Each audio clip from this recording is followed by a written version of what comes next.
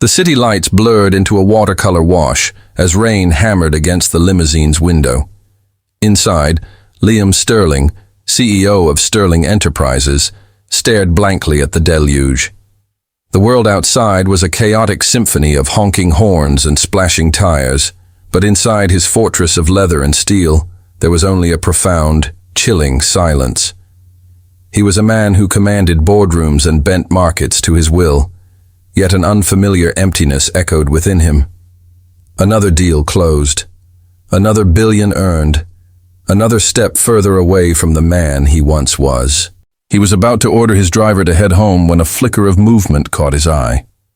Under the meager shelter of a bus stop awning, a young woman sat huddled, a tiny bundle cradled in her arms. The wind whipped the rain sideways, drenching her thin jacket. She was trying to shield the baby with her own body, a futile but fiercely protective gesture. Liam watched, a strange feeling stirring in his chest. Most people on a night like this would be a faceless part of the city's misery, easily dismissed. But there was something about her posture, the determined set of her jaw, that held his gaze. She looked up, and for a fleeting second, their eyes met through the rain-streaked glass. In her gaze, he saw not despair, but a quiet, defiant strength. "Pull over," he said, his voice startlingly abrupt in the quiet car. His driver, accustomed to Liam's curt commands, expertly guided the vehicle to the curb. Liam grabbed a large black umbrella from the side pocket, his mind a whirlwind of uncharacteristic thoughts. What was he doing? This wasn't his problem. He built empires. He didn't rescue strays. Yet his feet were already moving, stepping out into the storm. As he approached, he saw she was trying to feed the baby, a bottle clutched in her cold, trembling hands. The baby, no more than a few months old, was whimpering softly. The woman, whose name was Amelia, didn't notice him at first. Her entire universe was focused on the small, precious life in her arms. "It's okay, little one," she whispered, her voice barely audible over the storm. "Just a little more. You'll both catch your death out here." Liam's voice was gruff, deeper than he intended. Amelia jumped, startled, her eyes widening as she looked up at the impeccably dressed stranger holding a massive umbrella over her. She clutched her baby tighter, a protective instinct flaring. "We're fine," she said, her voice trembling but firm. She didn't want pity, and she certainly didn't trust the sudden appearance of a man who looked like he owned half the city. Liam saw the fear and pride warring in her eyes. He softened his tone, a rare occurrence for him. "I'm not going to hurt you, but this rain is getting worse. Your baby needs to be somewhere warm and dry." He gestured with his chin towards the limousine. "Please, let me give you a ride. To a shelter, a friend's house, anywhere." Amelia hesitated. Every instinct screamed at her to refuse, to maintain the fragile independence she had left. But then she looked down at her daughter, Lily, whose tiny face was pale. The cold was seeping into her own bones, and she knew she couldn't let her pride endanger her child. With a resigned nod, she allowed Liam to help her up. He held the umbrella steady, shielding them both as he guided her to the waiting car. The warmth of the limousine was a shocking contrast to the biting cold. Amelia sank into the plush leather seat, wrapping her arms around Lily, who had finally stopped crying and was drifting off to sleep.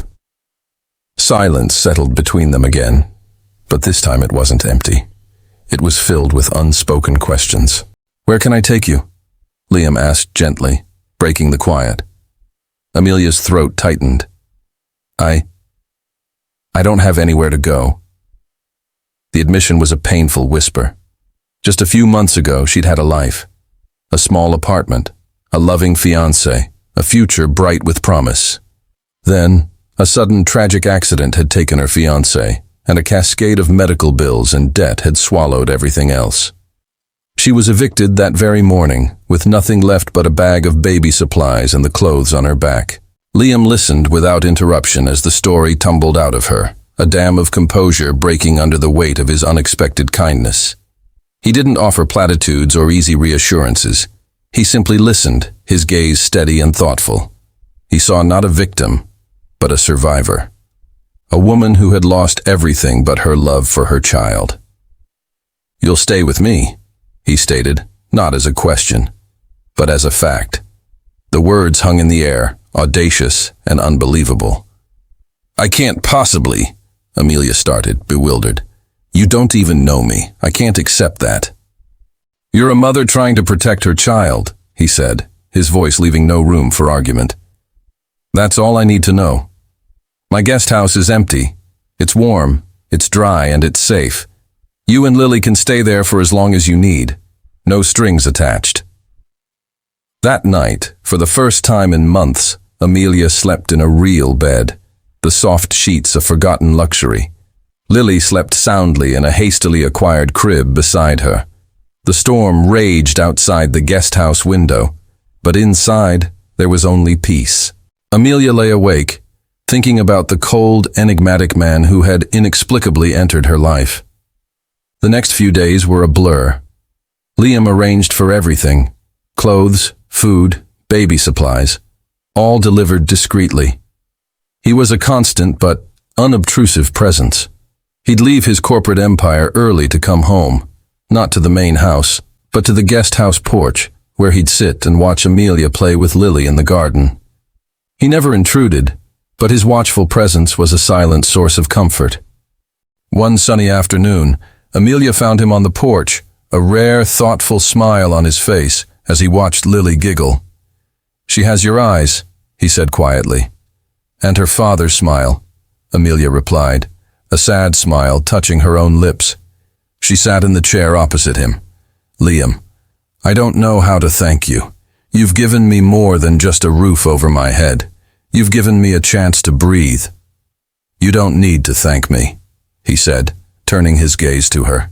"Seeing you with her, it reminds me of things I thought I'd lost." He spoke of his own past, of a family he'd pushed away in his relentless pursuit of success, of a loneliness he never admitted even to himself. In the safety of the quiet garden, the powerful CEO and the homeless single mother found common ground. They were two lonely souls who had forgotten what it felt like to connect with another person. As weeks turned into a month, a routine formed. They shared dinners. They took walks in the garden with Lily. Liam, the man who negotiated multi-billion-dollar deals without flinching, learned how to warm a bottle and make a baby laugh. Amelia, in turn, saw past his cold exterior to the kind, lonely man beneath. She brought laughter and light back into his sterile world. The emptiness inside him began to fill with something warm, something he slowly recognized as hope. One evening, as they were putting a sleeping Lily to bed, his hand brushed against hers. An electric current passed between them, startling them both. They looked at each other, and in that moment, the space between them vanished. The unspoken feelings that had been growing for weeks finally came to the surface. "Amelia," he began, his voice barely a whisper. I know," she whispered back, a radiant smile illuminating her face. "Me too." Liam gently cupped her face, his thumb stroking her cheek. He was no longer the cold CEO from that rainy night. He was just a man, in love with a woman who had shown him how to live again. And Amelia was no longer the desperate girl under the bus stop awning. She was a woman who had found not just shelter from the storm, but a new home, a new family, and a new love, all because of a chance encounter in the rain. Under the soft light of the nursery, with Lily sleeping peacefully nearby, he leaned in and kissed her, sealing a promise of a future they would build together, a future that had begun with an act of kindness on the darkest of nights. Thank you so much for watching. We hope this story warmed your heart. If you enjoyed it, please give us a like, share it with your friends, and don't forget to subscribe to our channel for more uplifting stories. We'll see you in the next video.